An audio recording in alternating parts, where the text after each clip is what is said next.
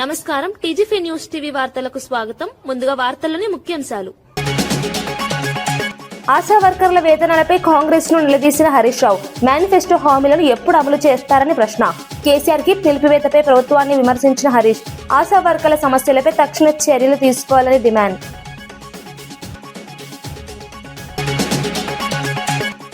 మిట్టల project credit పై చంద్రబాబుపై జగన్ తీవ్ర విమర్శలు. భూములు ఇచ్చింది తమ ప్రభుత్వమేనని జగన్ స్పష్టీకరణ. అబద్ధపు ప్రచారాలతో ప్రజలను మోసం చేస్తున్నారని ఆరోపణ. ప్రాజెక్టులపై నిజాలు వెల్లడించాలని ప్రభుత్వానికి జగన్ డిమాండ్.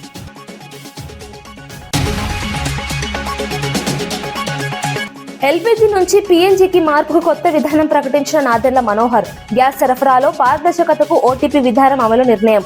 బ్లాక్ మార్కెటింగ్ అరికట్టేందుకు కఠిన చర్యలు తీసుకుంటామని హెచ్చరిక. నగరాల్లో పీఎన్జీ వినియోగం పెంపే ప్రభుత్వ దృష్టి. అరటి వాహనం నడుపుతూ రైతుల కోసం షర్మిల వినూత్న నిరసన. గిట్టుబాటు ధరల కోసం కలెక్టరేట్ కు చేరుకున్న షర్మిల రైతుల నష్టాలపై ప్రభుత్వం వెంటనే స్పందించాలన్న డిమాండ్. వినూత్న నిరసనతో రైతులకు మద్దతుగా నిలిచిన షర్మిల.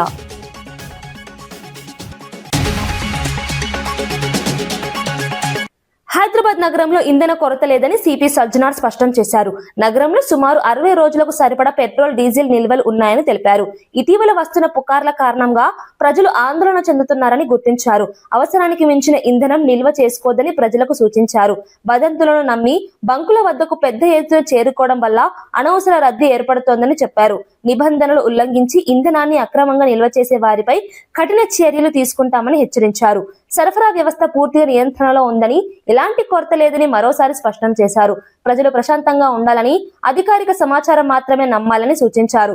పరిస్థితి పూర్తిగా సాధారణంగానే ఉందని తెలిపారు. స్కేర్సిటీ లేదు, మనకు సఫిషియెంట్ స్టాక్ ఉంది. 60 రోజుకు సరిపోయేంత స్టాక్ ఉంది. అది ఎందుకో ప్యానిక్ అయ్యి చాలామంది వాళ్ళు 2 వీలర్ కావచ్చు, 4 వీలర్ కావచ్చు, అన్నీ ఫుల్ ట్యాంక్ చేసుకుంటున్నారు. మనము మొన్న 22 రోజు చూస్తే 3024 KL మనకు ఆ రోజు సేల్ కావడం జరిగింది. నిన్నే చూస్తే 6400 KL మనము సేల్ కావడం జరిగింది. అంటే ఆల్మోస్ట్ డబల్ సేల్ కావడం జరిగింది. పబ్లిక్ అంతా ప్యానిక్తోని ఫుల్ చేసుకుంటున్నారు. ఎవరు కూడా ప్యానిక్ కావద్దు. సఫిషియెంట్ ఫ్యూయల్ ఉంది మా దగ్గర, సఫిషియెంట్ స్టాక్ ఉంది.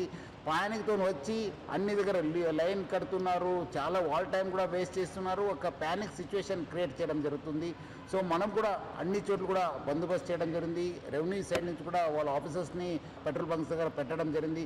ఈ మధ్యలో కొంత పెట్రోల్ బంక్స్ కూడా నో స్టాక్ ఎందుకు పెట్టారంటే మనము డబల్ సేల్ కావడంతో ఉన్న ట్యాంక్లో ఉన్న మొత్తము ఫ్యూయల్ అయిపోయింది. సో ఈ రీఫిల్లింగ్ కోసము మనకున్న 320 ట్యాంకర్స్ ఉన్నాం హైదరాబాద్ సిటీలో. రావడంలో కొంచెం టైం కావడంతో అక్కడ నో స్టాక్ పెట్టడం జరిగింది. కానీ ఫ్యూల్ లేదని చెప్పి వాళ్ళు నో స్టాక్ పెట్టలేదు. సో చాలామంది రకరకాల పుకార్లు పెడుతున్నారు. చాలా చోట్ల అక్కడ ఏదో గుజరాత్లో అయింది, ఢిల్లీలో అయింది, రాజ్కోట్లో అయింది, సూరత్లో అయింది, చాలా షార్టేజ్ ఉందని చెప్తారు. అలాంటి ఎవరు పుకార్లు నమ్మొద్దు. పబ్లిక్ ఎవరు కూడా ప్యానిక్ కావద్దు. సఫిషియెంట్ ఫ్యూయల్ ఉంది మా దగ్గర. 60 రోజుకు సరిపోయేంత ఫ్యూయల్ ఉంది. మనం చాలా డీటెయిల్గా రివ్యూ చేయడం జరిగింది. సో పబ్లిక్ ఎవరు కూడా ప్యానిక్ అయ్యి పెట్రోల్ బంక్స్ దగ్గర చేరొద్దు. మీకు సఫిషియెంట్ స్టాక్ ఉంటుంది. ఎవరు కూడా ఫుల్ ట్యాంక్ చేసుకొని మళ్ళీ అనవసరం కూడా ఇబ్బంది పడొద్దని చెప్పి నేను మరీ కోరుతున్నాను. అదేవిధంగా పెట్రోల్ బంక్స్ ఎవరెవరు ఉన్నారు, HPSCL, IOCL, BPCL, నైరా వాళ్ళతో ప్లస్ అదేవిధంగా రిలయన్స్ యాజమాన్యతో కూడా మనము టచ్లో ఉన్నాను. వాళ్ళతో కూడా మాట్లాడడం జరిగింది. వాళ్ళు కూడా ఇదే చెప్తున్నారు. ఏమంటే అనవసరం ప్యానిక్ సిచ్యువేషన్ క్రియేట్ అయింది సార్. సో అలాంటి పరిస్థితి లేదు, సఫిషియెంట్ ఫ్యూయల్ ఉందని కూడా వాళ్ళు తెలియపరిచారు. కొన్ని చోట్ల ఈ వీడియో సర్క్యులేట్ అవుతున్నాయి. ఎందుకంటే చాలా లైన్స్ ఉండడంతో సోషల్ మీడియాలో బాగా సర్క్యులేట్ కావడం జరుగుతుంది. ఇక్కడ రష్ ఉంది, ఇక్కడ రష్ ఉంది, ఇక్కడ నో స్టాక్ బోర్డు ఉందని చెప్పి. సో అలాంటి ఎవరు కూడా వార్తలు నమ్మొద్దని చెప్పి నేను ప్రభుత్వ తరఫు నుంచి, నా తరఫు నుంచి, జిల్లా యంత్రాంగం తరఫు నుంచి కూడా కోరుతున్నాను. నగర ప్రాంతాల్లో గ్యాస్ వినియోగంపై మంత్రి నాదెండ్ల మనోహర్ కీలక నిర్ణయం ప్రకటించారు. ఎల్పీజీ సిలిండర్ల వినియోగం నుంచి పైపుడు నేచురల్ గ్యాస్ వైపు మారేందుకు కొత్త విధానం తీసుకువస్తున్నట్లు తెలిపారు. ఈ విధానం ద్వారా గ్యాస్ సరఫరాను పారదర్శకంగా నిర్వహించేందుకు ఓటీపీ ఆధారిత ధృవీకరణ విధానాన్ని అమలు చేస్తామని చెప్పారు. దీనివల్ల అక్రమ వినియోగం, బ్లాక్ మార్కెటింగ్ నియంత్రణలోకి వస్తుందని వివరించారు. అక్కడ వాళ్ళందరినీ కూడా ఆ ఫెసిలిటీని ఉపయోగించుకోమని పూర్తి స్థాయిలో రేపటి నుంచి ఒక కొత్త పాలసీ, ఒక విధానం తీసుకొచ్చి ప్రజలందరిలో కూడా ఒక ధైర్యం తీసుకొచ్చే విధంగా మేము ఈ కార్యక్రమాన్ని ముందుకు తీసుకెళ్ళగలుగుతున్నాం. కమర్షియల్ సిలిండర్లు ఎవరైతే వాడుతున్నారో కేంద్ర ప్రభుత్వం 2 రోజుల క్రితం 10% కాస్త 20% పెంచారు. 26వ తారీఖున ఒక ట్యాంకర్ ఎల్పిజి సంబంధించిన ట్యాంకర్ మనకి విశాఖపట్నం పోర్ట్కి రాబోతుందనే సమాచారం మనకి ఆయిల్ కంపెనీస్ అందించారు. గ్రామీణ ప్రాంతాల కోసం, ప్రత్యేకంగా గిరిజన ప్రాంతాల కోసం కేంద్ర ప్రభుత్వం అందించిన 2800 కిలోలీటర్ల కిరోసిన్ అది మాకు ఆల్రెడీ అందుబాటులోకి వచ్చింది. ఏ విధంగా ఆ ప్రాంతాల్లో మనం దీన్ని సరఫరా చేయగలుగుతామో దానిపైన మేము అధ్యయనం చేస్తున్నాం. కేంద్ర ప్రభుత్వం ఆదేశాల మేరకు మార్చి 9వ తారీఖున గ్యాస్ సరఫరా ఎసెన్షియల్ కమోడిటీస్ యాక్ట్ కింద తీసుకొచ్చినప్పుడు గ్రామీణ ప్రాంతాల్లో ఒకసారి సిలిండర్ తీసుకుంటే రెండోసారి మీరు బుకింగ్ చేయడానికి 45 రోజులు కాల వ్యవధి అవసరం. పట్టణ ప్రాంతాల్లో 25 రోజుల సమయం అవసరం. నిన్న మా లెజిస్లేచర్ పార్టీ సమావేశంలో పవన్ కళ్యాణ్ గారి అధ్యక్షతన జరిగిన సమావేశంలో డీలిమిటేషన్ అనేది ప్రధానంగా చర్చకు వచ్చింది. గౌరవ ఉప ముఖ్యమంత్రి గారు ఇచ్చిన సూచన మేరకు త్వరలోనే జనసేన పార్టీలో సబ్ కమిటీ ఏర్పాటు చేసుకుని దానిపైన పూర్తి అవగాహన, at the same time party పరంగా మేము ఏ విధంగా సిద్ధమవ్వాలి, ఎటువంటి ప్రజెంటేషన్స్ చేయాలి, ఎందుకంటే గతంలో అనుభవం ఉంది కాబట్టి డీలిమిటేషన్ కమిషన్ ముందు మనం చేయాల్సిన ప్రజెంటేషన్స్, ఆ డేటా సేకరించడానికి కోసం సబ్ కమిటీ ఏర్పాటు చేయమని చెప్పారు. ప్రజలకి మరింత సేవ చేసే అవకాశం కూడా ఖచ్చితంగా దీని ద్వారా పెరుగుతుంది. ఎందుకంటే ప్రజాప్రతినిధులు ఈ రోజున లక్షల సంఖ్యలో అందరికీ అందుబాటులో ఉండాలంటే కొంచెం ఇబ్బందికరమైన పరిస్థితి మన దేశంలో. మిట్టల్ స్టీల్ డేటా సెంటర్ ప్రాజెక్టులపై మాజీ సీఎం వైఎస్ జగన్ ఘాటు వ్యాఖ్యలు చేశారు. ఈ ప్రాజెక్టుల క్రెడిట్ ను సీఎం చంద్రబాబు దొంగిలిస్తున్నారని ఆరోపించారు. నక్కపల్లిలో భూములు ఇచ్చింది తమ ప్రభుత్వమేనని గుర్తు చేశారు. ఆ సమయంలో రాని మిట్టల్ కంపెనీ ఇప్పుడు ఎలా వచ్చిందని ప్రశ్నించారు. చంద్రబాబు ముఖం చూసి కంపెనీలు వస్తాయా అంటూ విమర్శించారు. అబద్ధపు ప్రచారాలతో ప్రజలను మోసం చేయడం మానుకోవాలని హెచ్చరించారు. ప్రాజెక్టులపై నిజాలు ప్రజలకు తెలియజేయాల్సిన బాధ్యత ప్రభుత్వానిదని అన్నారు. ఈ వ్యాఖ్యలు రాష్ట్ర రాజకీయాలు మరోసారి వేడి పెంచాయి. అధికార ప్రతిపక్షాల మధ్య మాటల యుద్ధం కొనసాగుతోంది. ఈ అంశంపై ఇంకా రాజకీయ వివాదం ముదురుతోంది. కలిసి వాళ్ళు అప్పట్లోనే గ్రీన్కో ప్రాజెక్టులో దాదాపుగా 4,800 కోట్ల రూపాయలు కర్నూలులో కడతా ఉన్న పంప్ స్టోరేజ్ ప్రాజెక్టులో భాగం తీసుకొని గ్రీన్కోలో 4,800 కోట్ల రూపాయలు పెట్టుబడులు పెట్టడానికి ఆ రోజుట్లో డావోస్లో అప్పుడే నా సమక్షంలోనే అవగాహన కుదురుంది. అది కాక అప్పట్లోనే ఎస్ఆర్ స్టీల్ వీళ్ళు కొనుగోలు చేసి దాంట్లో ఎక్స్పాన్షన్ కూడా పోతూ 1,000 కోట్ల రూపాయలు పెట్టుబడి పెట్టేదానికి కూడా ఆ రోజే నా సమక్షంలోనే అది కూడా జరిగింది. ఇది కాక వీళ్ళను కొత్త స్టీల్ ప్లాంట్ పెట్టడానికి అడుగులు ముందుకు వేయండి అని చెప్పి ఆహ్వానించింది నేను. రాష్ట్రానికి ఆహ్వానించి రమ్మని చెప్పి వాళ్ళకి చెప్పి వాళ్ళు అధికారులకు కూడా చెప్పిన వాళ్ళు వస్తున్నారు, వాళ్ళకి ఎక్కడెక్కడ మనం భూములు ఇవ్వగలుగుతామో చూపించండి అని చెప్పి వాళ్ళు రావడము, మన అధికారులు ఫస్ట్ కాకినాడ SCZలో భూములు చూపించినారు, తర్వాత మూలపేటలో వీళ్ళు రావడానికి భూములు చూపించారు, తర్వాత నక్కపల్లిలో మన హయాంలోనే వీళ్ళకి భూములు చూపించినారు. చూపించిన తర్వాత నక్కపల్లిలో వీళ్ళు ఎన్నికలకు మునిపే రావడము, నక్కపల్లిలో భూములు కూడా చూసుకోవడము, భూములు వాళ్ళకు నచ్చడము, అక్కడ ఆల్రెడీ అప్పటికే APIC భూములు మన దగ్గర ఉన్నాయి. ఆ భూముల్లో నుంచి వీళ్ళకి 2,200 ఎకరాలు మనం అప్పటికే సూత్రప్రాయంగా వీళ్ళకి ఇవ్వడం కూడా జరిగింది. సూత్రప్రాయంగా ఇచ్చేదానికి అడుగులు ముందుకు కూడా వేశాం. ఈ లోపల ఎన్నికల కోడ్ వచ్చింది. ఇది జరిగింది. ఇక్కడ చూస్తే ఎన్నికలు అయిపోయిన తర్వాత చంద్రబాబు నాయుడు గారు మనం అంత దూరం తీసుకొచ్చిన ప్రక్రియను ముందుకు తీసుకుపోయినాడు. అంతే ఈయన చేసింది. ఓ జూమ్ కాల్ పెట్టుకున్నాడు, మాట్లాడినాడు, అంతే. ఇప్పుడు చూస్తే పేపర్ చూస్తే ఏమనిపిస్తుంది, అసలు మిట్టల్ అనేవాడు చంద్రబాబు నాయుడు సుందర ముఖార విందాన్ని చూసి వచ్చినట్టుగా బిల్డప్. ఆ గూగుల్ కూడా అంతే, అప్పుడు కూడా అంతే. అదాన్ని తీసుకొచ్చింది మనం, గూగుల్ను తీసుకొచ్చింది మనం. ఏదన్నా చూసుకో. చివరికి ఆశ్చర్యం కలిగించే విషయం ఏమిటనంటే ఇదే నక్కపల్లిలో 2023లోనే మనకు బల్క్ డ్రగ్ పార్కు 13 రాష్ట్రాలతో మనం పోటీపడి కేంద్ర ప్రభుత్వం కూడా బల్క్ డ్రగ్ పార్కు కట్టడానికి సహాయ సహకారాలు అందించేందుకు 1,000 కోట్ల రూపాయలు డబ్బులు కూడా ఇచ్చేందుకు కూడా ముందుకు వచ్చి వాళ్ళు అడుగులు ముందుకు వేసినారు 2023లోనే. మనకు అది నక్కపల్లిలో దానికి సంబంధించిన ల్యాండ్ కూడా వాళ్ళకు చూపించి 13 రాష్ట్రాలతో పోటీపడి మనం బల్క్ డ్రగ్ పార్క్ కూడా తీసుకొచ్చినాం రాష్ట్రానికి. ఇప్పటికీ 2023లో పార్క్ తీసుకొచ్చినాము. ఇప్పుడు చంద్రబాబు నాయుడు వచ్చి 2 సంవత్సరాలు అయిపోయింది. ఇప్పటికీ ఆ బల్క్ డ్రగ్ పార్కు అడుగులు ముందుకు పడ్డంలా కొన్ని లక్షల కోట్ల పెట్టుబడులు, కొన్ని వేల ఉద్యోగాలు కార్యక్రమం దానివల్ల జరుగుతుంది. అట్లాంటిది అక్కడ కూడా అడుగులు ముందుకు పోయడంలా వెనక్కి పోయింది. దాన్ని మళ్ళీ కాంప్లికేట్ చేస్తూ అక్కడ ఉన్న ల్యాండ్ సరిపోతుంది, ఆ ల్యాండ్ సరిపోదని చెప్పి ఇంకా ఎక్కువ ల్యాండ్ కావాలని చెప్పి ఇంకా అడుగులు ముందుకు వేసినారు. వేసేసరికి కథ రివర్స్ అయింది. ఆశా వర్కర్ల వేతనాల అంశంపై మాజీ మంత్రి హరీష్ రావు కాంగ్రెస్ ప్రభుత్వాన్ని ప్రశ్నించారు. ఎన్నికల మేనిఫెస్టోలో 18,000 వేతనం ఇస్తామని హామీ ఇచ్చారని గుర్తు చేశారు. ప్రస్తుతం ఆశా వర్కర్లు నిరసనలు చేపడుతున్నారని తెలిపారు. ఇచ్చిన మాట ప్రకారం ఎప్పుడు అమలు చేస్తారో చెప్పాలని డిమాండ్ చేశారు. కేసీఆర్ కిట్ పథకాన్ని నిలిపివేయడం వల్ల ప్రభుత్వ ఆసుపత్రుల్లో ప్రసవాలు తగ్గాయని అన్నారు. ఇన్స్టిట్యూషనల్ డెలివరీలు 20% తగ్గడం ఆందోళనకరమని పేర్కొన్నారు. ఈ పరిస్థితిపై ప్రభుత్వం ఏ చర్యలు తీసుకుంటుందో స్పష్టం చేయాలని కోరారు. కేసీఆర్ కిట్ పథకాన్ని మళ్లీ ప్రారంభించాలన్నారు. ప్రజా సంక్షేమంపై ప్రభుత్వం స్పష్టత ఇవ్వాలని డిమాండ్ చేశారు. ఈ వ్యాఖ్యలు రాజకీయ చర్చకు దారితీశాయి. నంబర్ 3 మైనార్టీ వెల్ఫేర్ పద్దులు ఇంతవరకు అక్కడ పెట్టలేదు. అంటే మీరు ఇప్పటిదాకా బుక్కులే ఇవ్వకపోతే మెంబర్స్ ఎప్పుడు చదువుకుంటారు, రేపు పద్దుల మీద ఎట్లా మాట్లాడతారు? మీరు సాయంత్రం 5 గంటల వరకు కట్ మోషన్ సబ్మిట్ చేయాలని అన్నారు. అసలు ఆ పద్దేంతో, ఆ పద్దులో ఏం ప్రతిపాదించిందో ప్రభుత్వం ఆలోచన లేకుండా, దాన్ని చదువుకోకుండా మేము ఎట్లా కట్ మోషన్స్ ఇవ్వగలుగుతాం? సభ్యులు ఏ రకంగా మాట్లాడతారు? అంటే ఈ ప్రభుత్వానికి శాసనసభ అంటే ఇంత పట్టు లేకుండా ఉంటే ఇది కరెక్ట్ కాదు సార్. దయచేసి మీరు మా రెస్క్యూకు రావాలి. మీరు ఆ ప్రభుత్వ ఉన్నతాధికారులను పిలిపియండి. ఇది శాసనం నడిపే పద్ధతి అయితే కాదు అధ్యక్ష. మేము ఈ రకంగా ఇది నడిపే పద్ధతి అయితే కాదు. నంబర్ 1. నంబర్ 2 అధ్యక్ష, సభ కూడా మీరు మా తీవ్ర నిరసన తెలియజేయడానికి నేను మైక్ తీసుకున్నా అధ్యక్ష. ఈ రోజు ఉదయం కూడా సభ 10 గంటల 6 నిమిషాలకు స్టార్ట్ అయింది. ఏ రోజు 10 గంటలకు ఉదయం సభ స్టార్ట్ కావడం లేదు. నంబర్ 1. నంబర్ 2 అధ్యక్ష, టీ బ్రేక్ ఫర్ 10 minutes అంటున్నారు. మొన్న ముఖ్యమంత్రి గారు ఢిల్లీకి వెళ్ళి రావాలని 4 గంటలు హౌస్ 10 minutes టీ బ్రేక్ అని 4 గంటలు సభ మళ్ళీ బెల్లు కొట్టలేదు, సభ స్టార్ట్ కాలేదు. నిన్న ఆ రోజు ముఖ్యమంత్రి గారు అంతసేపు మాట్లాడినాక మా క్లారిఫికేషన్ కూడా ఇవ్వకుండా మేము 4-5 గంటలు ఇక్కడ కూర్చొని పేషెంట్ గా ఉండి ముఖ్యమంత్రి గారి సమాధానం విని క్లారిఫికేషన్ అడిగితే కూడా మాకు ఇవ్వకపోతే మేము ఎందుకు కూర్చోవాలి ఈ సభలో? మాకు అయితే అర్థమవుతలేదు. నంబర్ 2, నిన్న కూడా అధ్యక్ష, నిన్న కూడా ఏమైంది?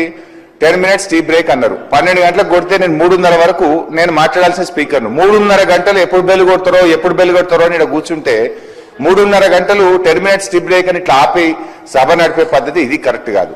ఈ రోజు 10 minutes టీ బ్రేక్ అన్నారు. ఇవాళ బట్టి గారు ప్రిపేర్ అవుతున్నారు, ఉప ముఖ్యమంత్రి గారు అని చెప్పి 1:30 నుంచి బెల్లు కొట్టారు, రారు. మరి 10 నిమిషాలు టీ బ్రేక్ అని 1:30 సేపు ఈ సభను ఇష్టారాజ్యంగా నడిపే పద్ధతి కరెక్ట్ కాదు.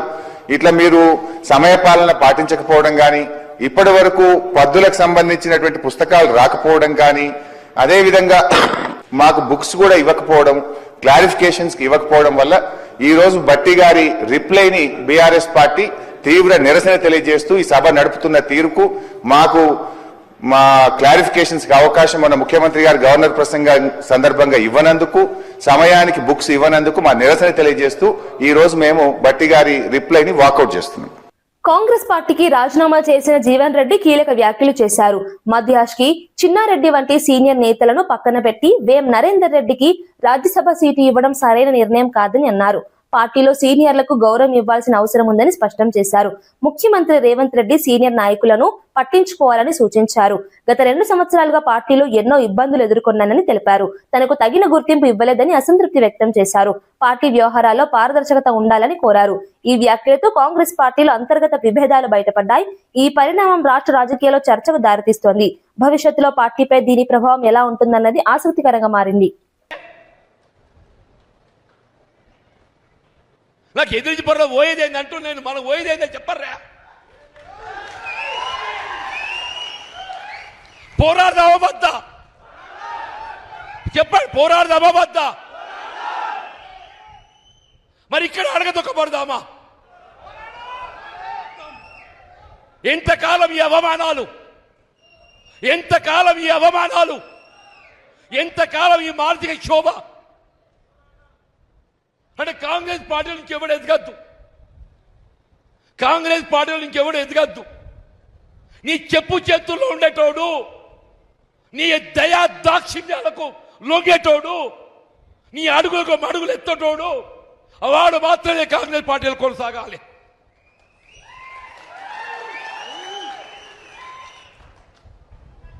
నిన్ను ఎదిరించేటోడు, ఇలా రాహుల్ గాంధీ ఆలోచనకు అనుగుణంగా నడిచేటోడు. నువ్వు ఎవరిని అడగదొక్కుతున్నావే? రాహుల్ గాంధీ గారి ఆలోచనకు అనుగుణంగా నడిచేటోడిని అడగదొక్కుతున్నావు అంటూ నేను. నువ్వు అడగదొక్కేది ఎవరిని కాదు, రాహుల్ గాంధీ గారి ఆలోచనకు అనుగుణంగా నడిచేటోడిని నువ్వు అడగదొక్కుతున్నావు అని చెప్పంటూ నేను.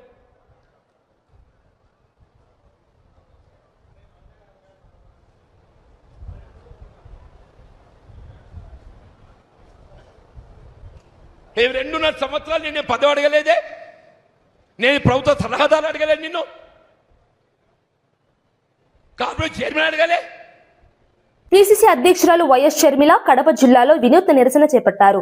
అరటి రైతులు ఎదుర్కొంటున్న సమస్యలను ప్రభుత్వ దృష్టికి తీసుకెళ్లేందుకు స్వయంగా అరటి పండ్ల వాహనాన్ని నడుపుకుంటూ కలెక్టరేట్ కు చేరుకున్నారు. మార్కెట్ లో గిట్టుబాటు ధరలు లేక రైతులు తీవ్రంగా నష్టపోతున్నారని ఆవేదన వ్యక్తం చేశారు.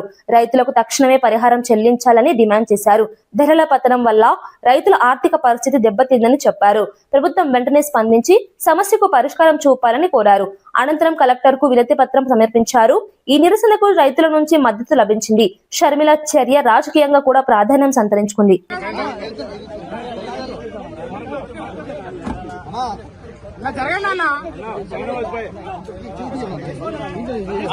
కెమెరా కట్టి ఉన్నారు, సైడ్ అన్న కొంచెం.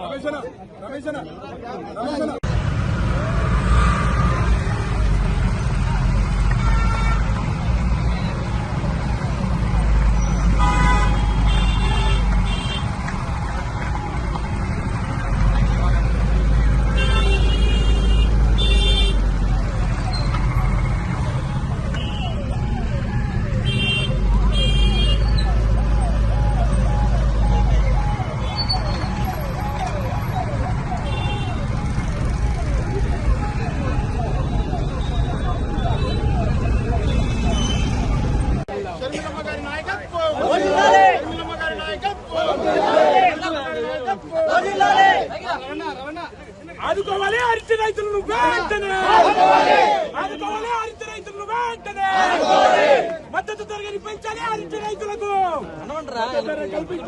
మద్దతు ధర కల్పించాలి అరటి రైతులకు. జై షర్మిలమ్మ, జై షర్మిలమ్మ, జై షర్మిలమ్మ, జై షర్మిలమ్మ. విలాస్ కేస్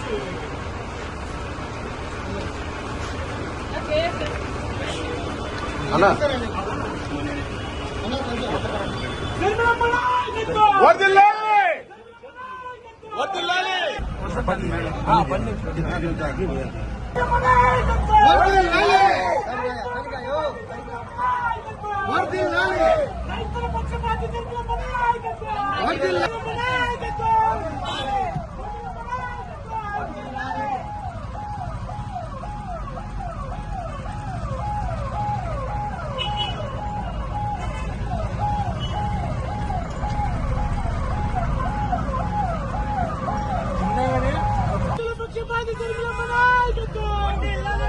రైతుల పక్షపాతి షర్మిలమ్మ నాయకత్వం, రైతుల పక్షపాతి షర్మిలమ్మ నాయకత్వం. జై కాంగ్రెస్, జై కాంగ్రెస్. హైదరాబాద్ నాంపల్లిలోని బీజేపీ రాష్ట్ర కార్యాలయంలో భారీగా చేరికలు జరిగాయి. కేంద్ర మంత్రి కిషన్ రెడ్డి సమక్షంలో వివిధ పార్టీలకు చెందిన నేతలు, కార్యకర్తలు బీజేపీలో చేరారు. శ్రీనివాసరెడ్డి, సుభాష్ సహా పలువురు ప్రముఖ నాయకులు కాషాయ కండువా కప్పుకున్నారు. ఈ సందర్భంగా లక్ష్మణ్ సింగ్, రవి సింగ్ తదితరులను పార్టీలోకి ఆహ్వానించారు. పెద్ద సంఖ్యలో కార్యకర్తలు పార్టీలో చేరడం పార్టీకి శుభ సూచకమని నేతలు పేర్కొన్నారు. ఈ చేరికలతో పార్టీ బలోపేతం అవుతుందని అభిప్రాయపడ్డారు. రాష్ట్ర రాజకీయాల్లో బీజేపీ స్థానం మరింత బలపడుతుందని భావిస్తున్నారు. కొత్త నాయకత్వంతో పార్టీకి ఉత్సాహం పెరిగిందని తెలిపారు. ధరమ్ సింగ్, దిలీప్, ఇట్లా ఇట్లా. జై శ్రీరామ్.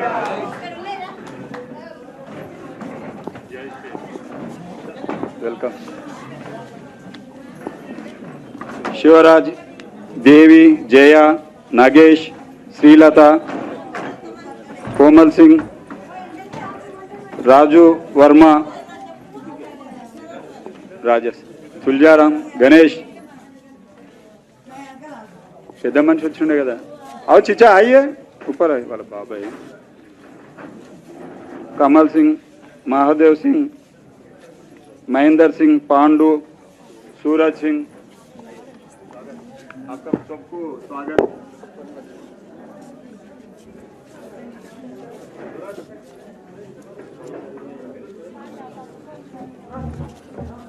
కిషన్ భాయ్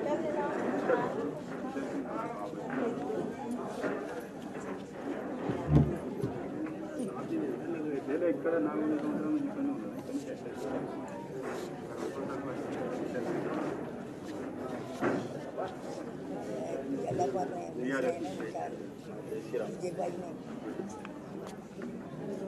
మహిళా సోదరుల కొంచెం ముందరికి జాగా ఇవ్వండి. రండమ్మా ముందుకు రండి.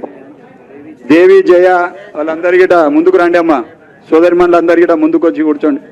జై శ్రీరామ్. జై శ్రీరామ్.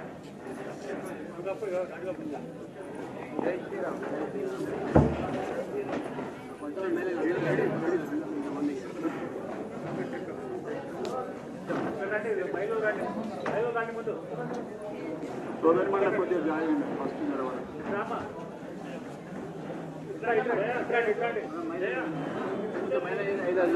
ఒక 5-6 మంది మహిళలు ముందుకు రండి అక్క. అదే మంచిదండి.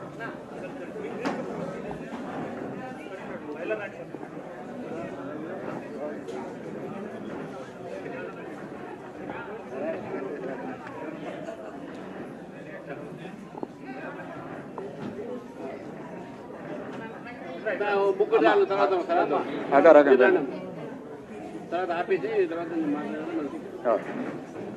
నమస్తే.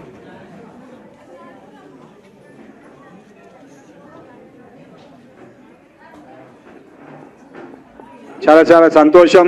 ఇంత పెద్ద సంఖ్యలో మన కార్యాలయానికి విచ్చేసి కిషన్ నాయకత్వాన పార్టీలో చేరడం చాలా శుభదాయకం. హైదరాబాద్ నగరంలోని మియాపూర్, మదీనాగూడ ప్రాంతాల్లో ఇంధన కొరతపై వదంతులు ప్రజల్లో ఆందోళన కలిగిస్తున్నాయి. ఈ ప్రభావంతో వాహనదారులు భారీగా పెట్రోల్ బంకుల వద్దకు చేరుకుంటున్నారు. కొన్ని బంకుల్లో నో స్టాక్ బోర్డులు కనిపించడంతో ప్రజలు ఇబ్బందులు ఎదుర్కొంటున్నారు. అందుబాటులో ఉన్న బంకుల వద్ద కిలోమీటర్ల మేర వాహనాల క్యూలు ఏర్పడుతున్నాయి. ఈ రద్దీ కారణంగా ట్రాఫిక్ తీవ్రంగా ప్రభావితమవుతోంది. పరిస్థితిని నియంత్రించేందుకు ట్రాఫిక్ పోలీసులు రంగంలోకి దిగారు. అధికారులు వదంతులను నమ్మవద్దని సూచిస్తున్నారు. అవసరమైన మేరకే ఇంధనం తీసుకోవాలని హెచ్చరిస్తున్నారు. పరిస్థితి క్రమంగా సాధారణ స్థితికి వస్తుందని అధికారులు చెబుతున్నారు.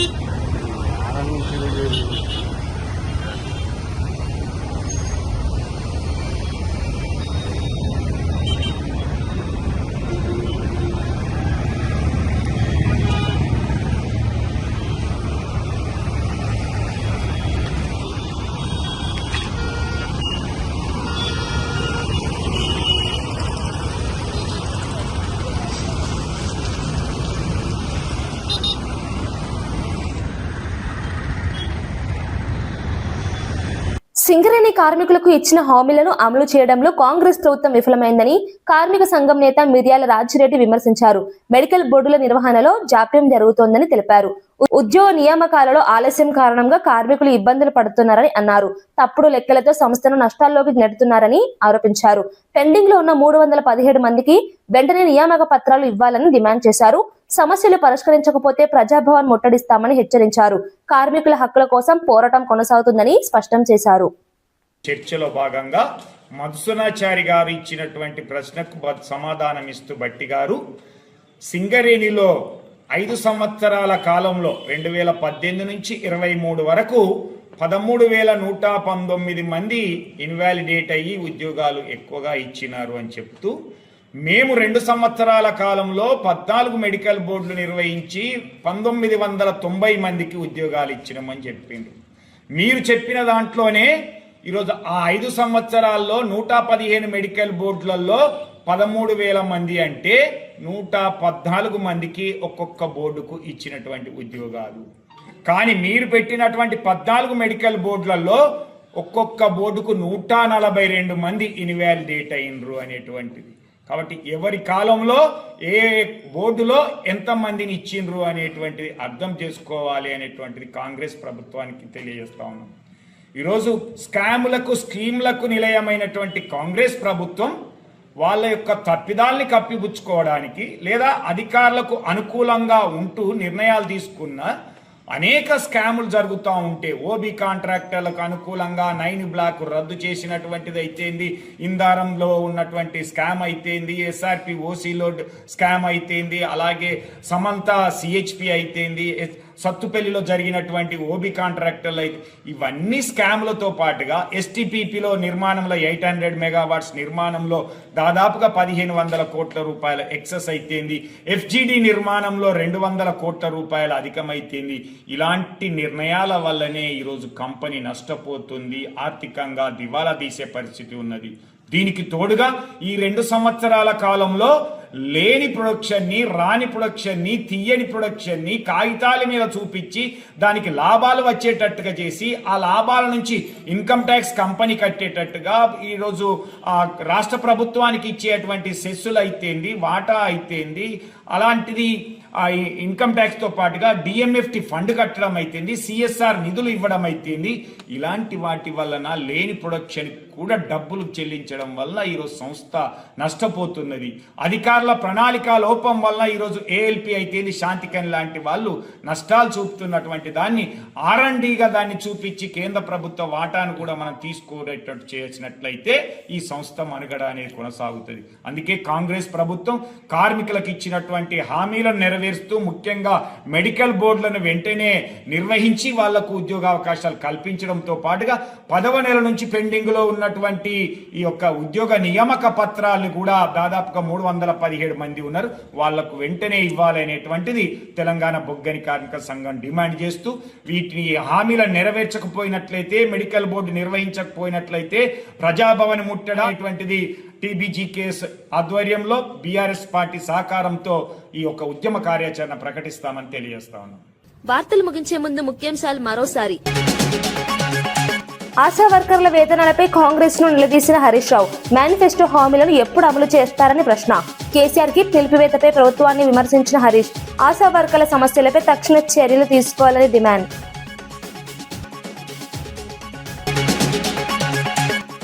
మెట్టుల ప్రాజెక్టు క్రెడిట్ పై చంద్రబాబుపై జగన్ తీవ్ర విమర్శలు. భూములు ఇచ్చింది తమ ప్రభుత్వమేనని జగన్ స్పష్టీకరణ. అబద్ధపు ప్రచారాలతో ప్రజలను మోసం చేస్తున్నారని ఆరోపణ. ప్రాజెక్టులపై నిజాలు వెల్లడించాలని ప్రభుత్వానికి జగన్ డిమాండ్.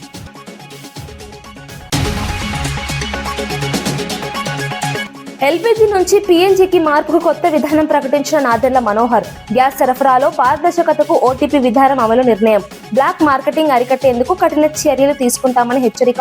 నగరాల్లో పీఎన్జీ వినియోగం పెంపే ప్రభుత్వ దృష్టి. అరటి వాహనం నడుపుతూ రైతుల కోసం షర్మిల వినూత్న నిరసన. గిట్టుబాటు ధరల కోసం కలెక్టరేట్ కు చేరుకున్న షర్మిల రైతుల నష్టాలపై ప్రభుత్వం వెంటనే స్పందించాలన్న డిమాండ్. వినూత్న నిరసనతో రైతులకు మద్దతుగా నిలిచిన షర్మిల.